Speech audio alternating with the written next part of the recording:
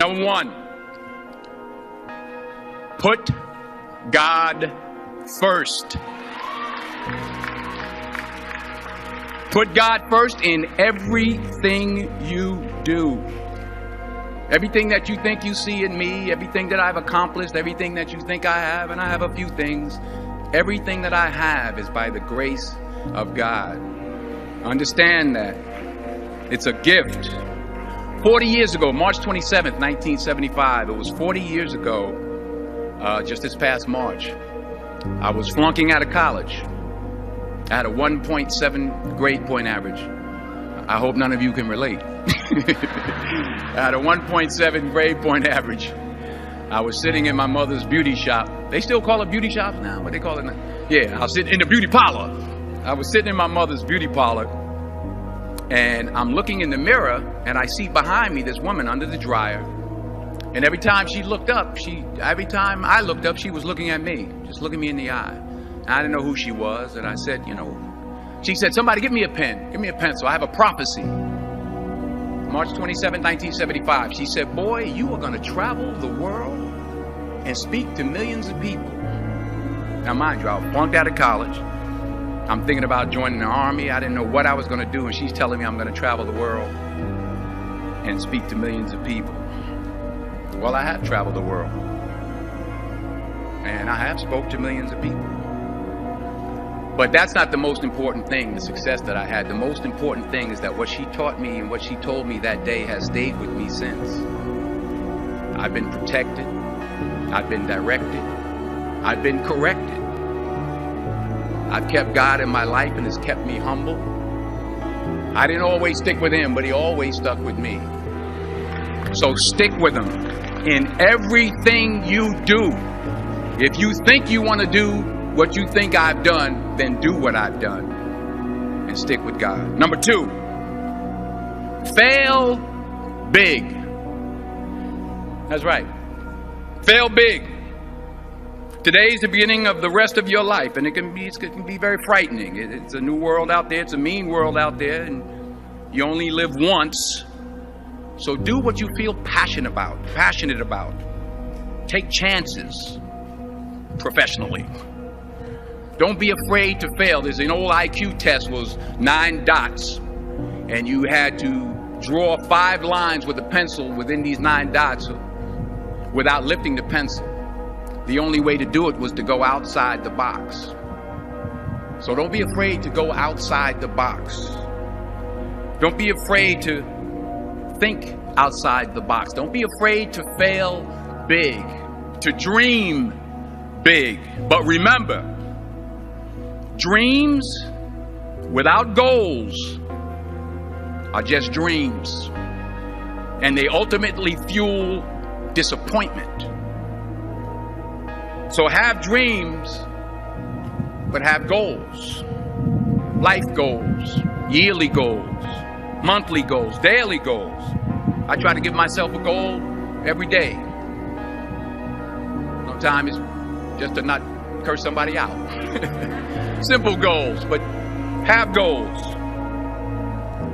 And understand that to achieve these goals, you must apply discipline and consistency. In order to achieve your goals, you must apply discipline, which you have already done, and consistency every day, not just on Tuesday and miss a few days. You have to work at it every day. You have to plan every day. You've heard the saying, we don't plan to fail, we fail to plan. Hard work works. Working really hard is what successful people do. And in this text, tweet, twerk world that you've grown up in, remember, just because you're doing a lot more doesn't mean you're getting a lot more done. Remember that. Just because you're doing a lot more doesn't mean you're getting a lot more done.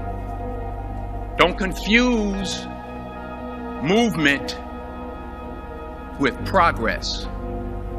My mother told me, she said, yeah, because you can run in place all the time and never get anywhere. So continue to strive, continue to have goals, continue to progress.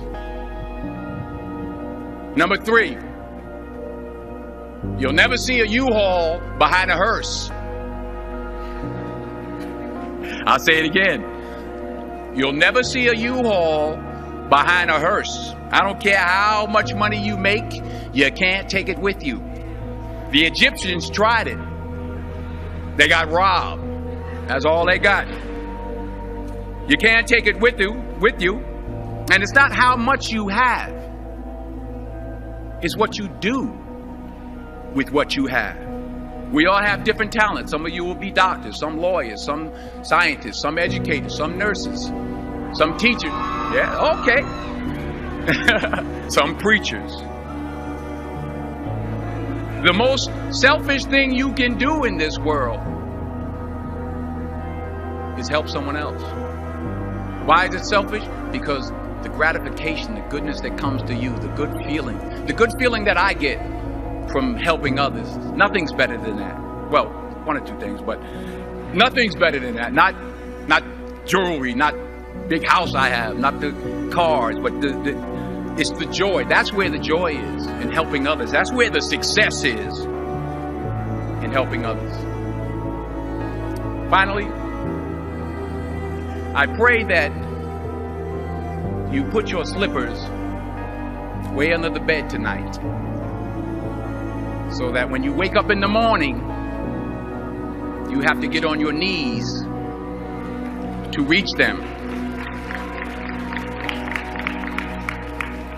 And while you're down there, say thank you for grace. Thank you for mercy. Thank you for understanding. Thank you for wisdom. Thank you for parents. Thank you for love. Thank you for kindness. Thank you for humility. Thank you for peace. Thank you for prosperity. Say thank you in advance for what's already yours. That's how I live my life. That's why I am. One of the reasons why I am today. Say thank you in advance for what is already yours. True desire in the heart for anything good is God's proof to you, sent beforehand to indicate that it's yours already.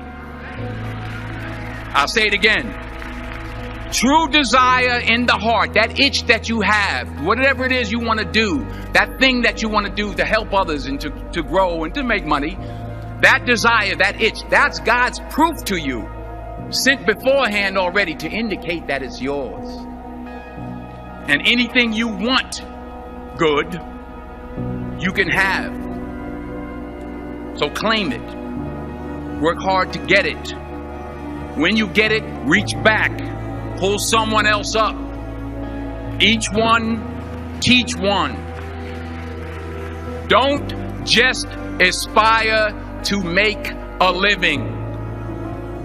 Aspire to make a difference. Every failed experiment is one step closer to success. You've got to take risks, and I'm sure you've probably heard that before, but I want to talk to you about why that's so important. I got 3 reasons, and then you can pick up your iPhones. First, you will fail at some point in your life. Accept it. You will lose. You will embarrass yourself. You will suck at something. There's no doubt about it. And I know that's probably not a traditional message for a graduation ceremony, but hey, I'm telling you, embrace it, because it's inevitable. And I should know. In the acting business, you fail all the time. Early on in my career, I auditioned for a part in a Broadway musical. Perfect role for me, I thought, except for the fact that I can't sing. So I'm in the wings. I'm about to go on stage, but the guy in front of me, he's singing like Pavarotti. He's just and he's just going on and on and on, and I'm just shrinking. I'm getting smaller and smaller.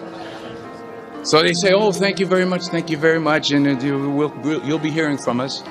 So I come out with my little sheet music, and it was Just My Imagination by the Temptations. That's what I came up with.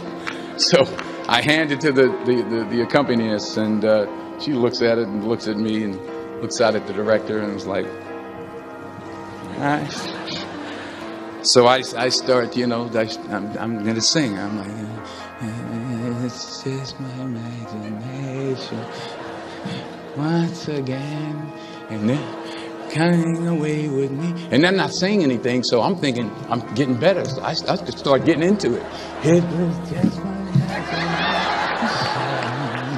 Running. This, oh yeah, thank you very much, Mr. Washington. Thank you. So I assumed I didn't get the job. But the next part of the audition, he called me back. The next part of the audition is the acting part of the audition. So I'm like, hey, okay, maybe I can't sing, but I know I can act. So they pair me with this guy. And again, I didn't know about musical theater.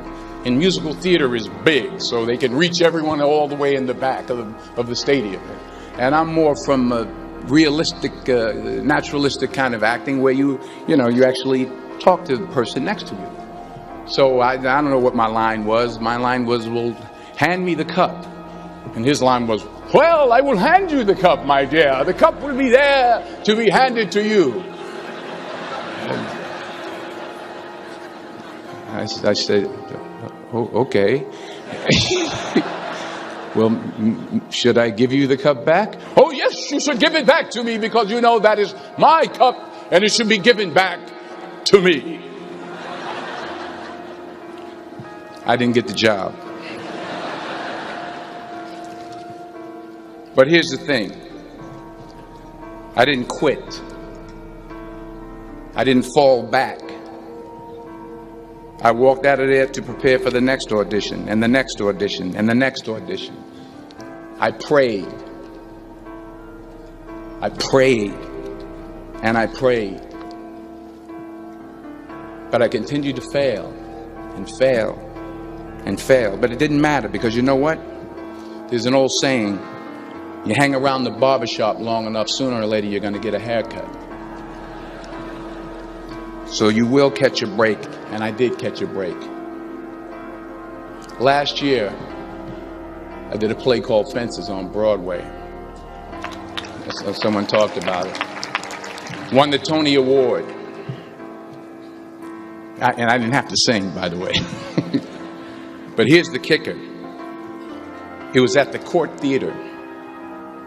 It was at the same theater that I failed that first audition 30 years prior.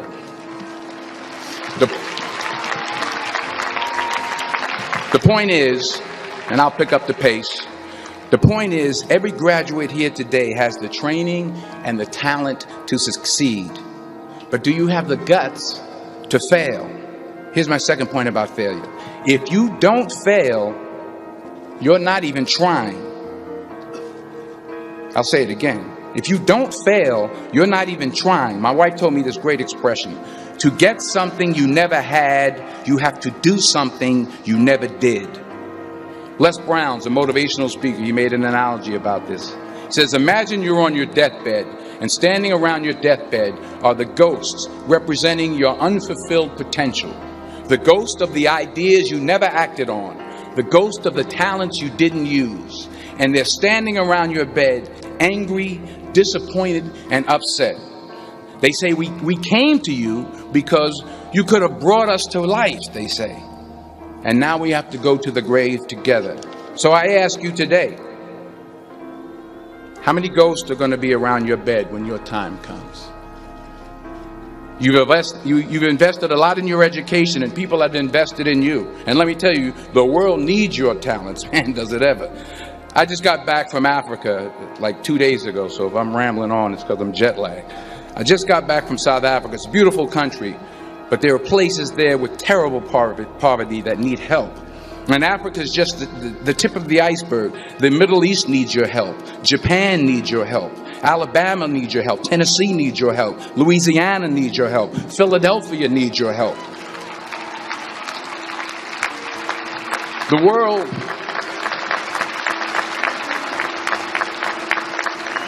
The world needs a lot, and we need it from you. We really do. We need it from you young people. I mean, I'm not speaking for the rest of us up here, but I know I'm getting a little grayer.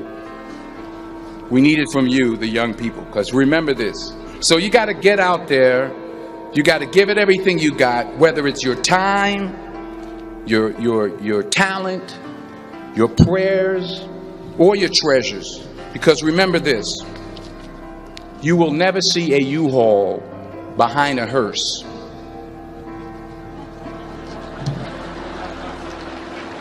I'll say it again. You will never see a U-Haul behind a hearse. You can't take it with you. The Egyptians tried it, and all they got was robbed.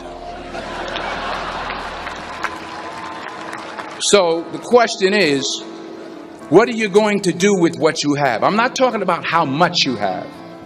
Some of you are business majors. Some of you are theologians, nurses, sociologists. Some of you have money. Some of you have patience. Some of you have kindness. Some of you have love. Some of you have the gift of long suffering. Whatever it is, whatever your gift is, what are you going to do with what you have? All right, now here's my last point about failure. Sometimes it's the best way to figure out where you're going. Your life will never be a straight path.